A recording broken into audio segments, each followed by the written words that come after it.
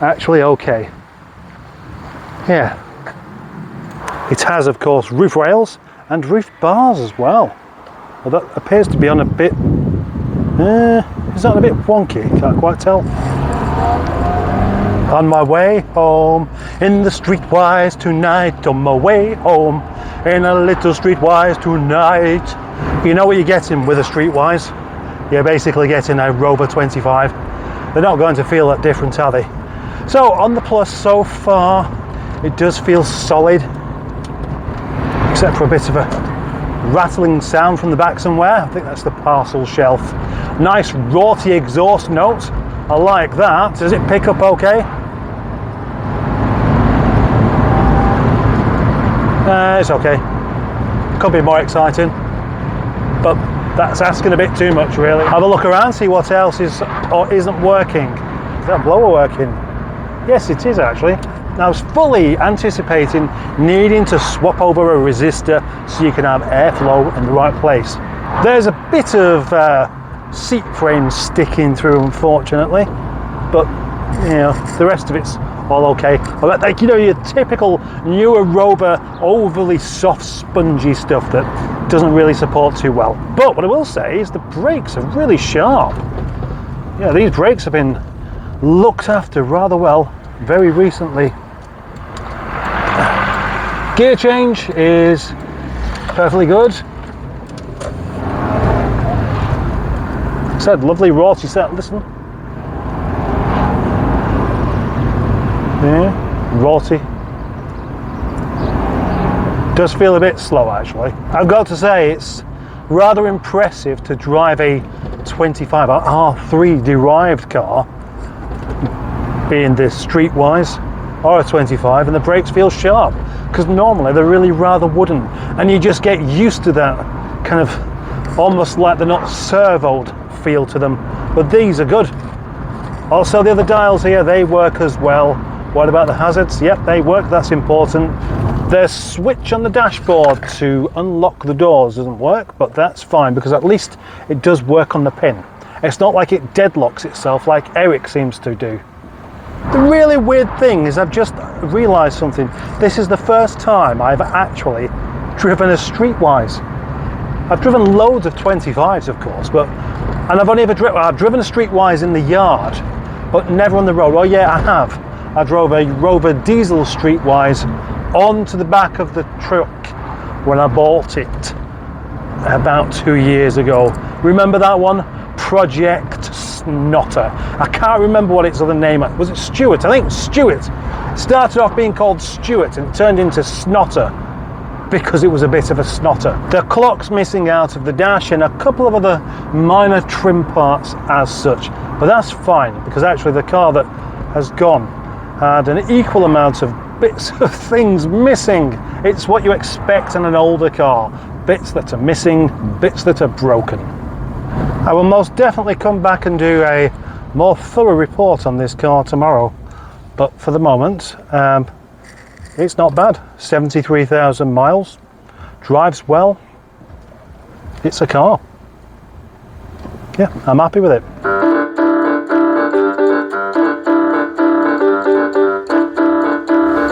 Should we carry on with this video? Wrong way, wrong way, wrong way. Face the other way, please. My first ever drive in a Streetwise. It went well. I enjoyed it. Actually, this is a rather nice car. It's got a couple of rough edges, but that's it really. It wants a bit of a waxing. It wants a bit of love. Two things I would actually like to have a go of doing, just because it should be quite quick and easy to do, and that is the seats. Now what happens with these seats an awful lot is they start doing that laughing thing. They're laughing at you. I don't know why they think it's so funny. The passenger seat is even worse. Look, whoa, it's all flappy about all over the place. In theory it is an easy job, but that's not usually the way it goes. Usually they end up being a bit tricky. And this car has been fitted with some roof bars as well as the roof rails. Now I could just take these off, but actually somehow they add an extra bit of purpose to the more rugged Streetwise. The only thing is, they're not exactly on straight, and that's bugging me. It's bugging me quite a bit actually. That side, the other side, a good 2 inches out. And at the front it's not as bad, but it's still just a bit out, and that's annoying. Would that annoy you? What would you think? Would that be the first thing you tackle, or would you just forget about it? I'm actually tempted to go into review mode here, because although I have lots of experience with Rover and 25s, not so much with the Streetwise. As I've said, I've had a couple of them, but not to drive. And what normally happens is that you appreciate a car much more when it's yours and you can look at it properly, or at least in your possession. Like most people, I think, the Streetwise just seemed a bit of a joke when it first came out. But as the years have gone by, it seems to have aged well, and it just looks the part. It just looks good.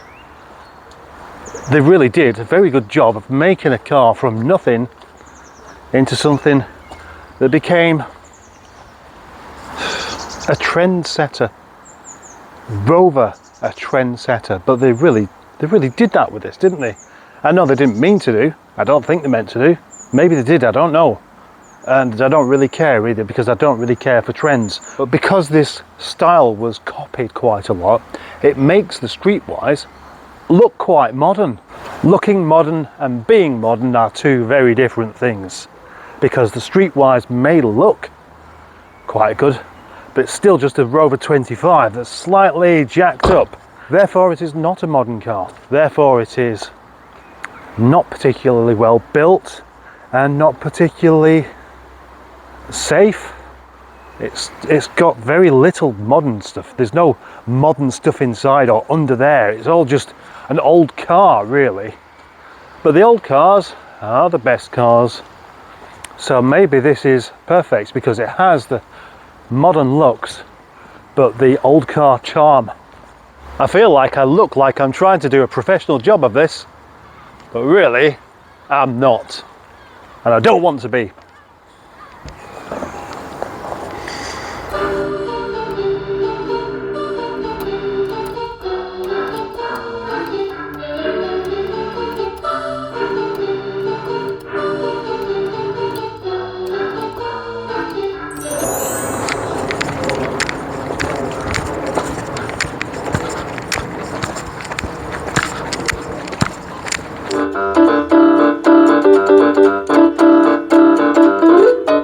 No, right, forget that. Let's see if we can sort some of these jobs out. There was a time when I'd come down to work, try and work on cars, try and do some fixes. These days I don't seem to do a great deal of it. This is why these things get left, because they don't want to go on.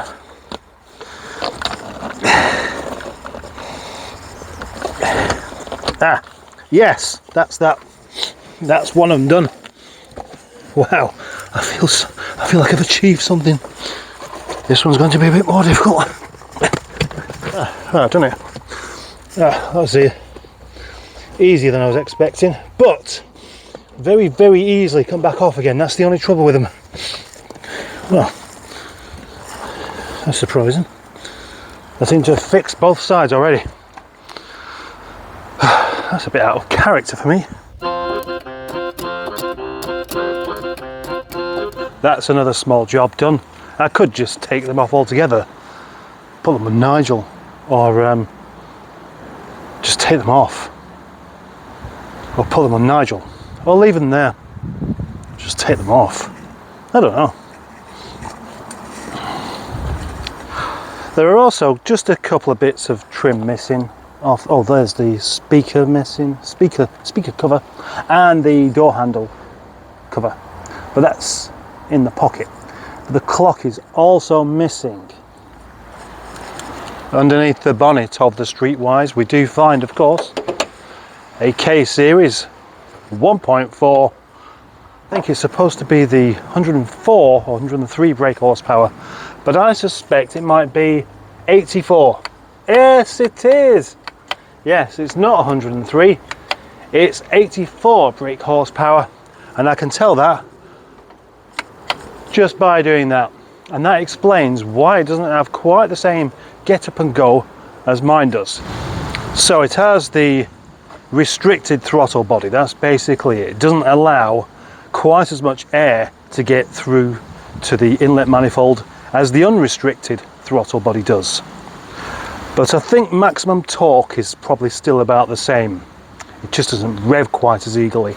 Incidentally, the head gasket was done fairly recently, along with the cam belt and water pump. And it has a Matt was here badge. There is one other minor thing I'm not too keen on though, and that is the stereo. The aerial's a bit of a giveaway. And there is the stereo, and I can't fathom it. Imagine trying to operate this whilst you was driving. I've been stopped and I still haven't been able to get the radio on. There's a button for the camera there, wherever that is. There's an off button, which doesn't seem to switch it off.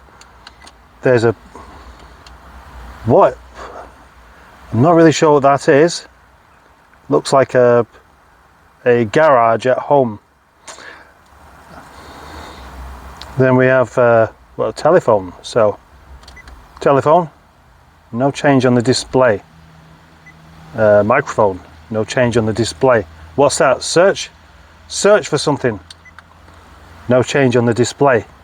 But if we turn this wheel, that does that. Oh, finish. Have I finally figured? Oh wow, I don't believe it, I've actually done it.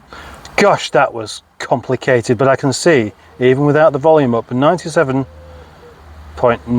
megahertz. That's going to be probably radio 1, which we definitely don't want. So auto seek radio 4. Radio 4, that'll do for the moment. There are red alerts in 10 cities, including Rome, Florence and Bologna. A weather system named Cerberus is causing temperatures to exceed 40 Celsius. The union representing Hollywood actors has recommended strike action after failing to... Yeah! Give it! Have it! Have some of that! Whoa! The use of artificial intelligence. Radio 4 gets me giddy. Let's have a closer look at the body of this car. A close visual inspection will reveal that it has a rough bit just there. I can polish that out. It has a mark there, it has a mark there, it has a mark there, it has a mark there, it has a mark there, it has a mark there, it has a mark there, it has a mark there. Go on. It has a mark there, it has a dent there, it has a scuff there, it has a ripple on there. It needs the bonnet polishing, it has a crack just there, it has a mark there, it has a mark there, it has some scuffs there, it has some more there, it has some grazes there, it has a one there. It has a scratch there, it has a mark there, it has a scratch there, it has some more marks. Oh gosh, and then we get round the back and there's more. When you do that, you can make any car look terrible, but actually that's not my intention. I think overall, this is a very nice car. And some of these marks will just come out. I know they will, because I've got rid of scratches and scuffs before, and I just need time. Provided I don't get distracted by doing something else, this will come up lovely. So, without further ado, I shall now do a no-nonsense sales pitch on the Codfather.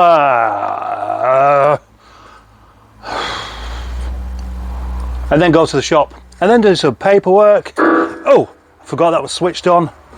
And then have something to eat. Then have a closer look at that Mercedes. So for the moment, bye-bye. Hello, this is Mick Hucknall here, and Mustard has asked me if I wouldn't mind reading out his channel members, well, which I know he's very grateful for having in the first place. And of course I said, yeah, I'd happily do that for you, Mr. Mustard. And so here I go, here I am. Oh, Mick Hucknall from Simply Red, by the way, Simply Red. Now, here we go, right, so we have Joe Cox. Joe Cox is a channel member, thank you Joe Cox. And then we have Philip Smith, he's a channel member, so thank you Philip Smith. And then we have Richard Mahon, and he's a channel member, so thank you for him as well. And then we have, come on Mick, don't stretch it out, just Reel them off, do them quickly, come on mate. Alright then, sorry about that.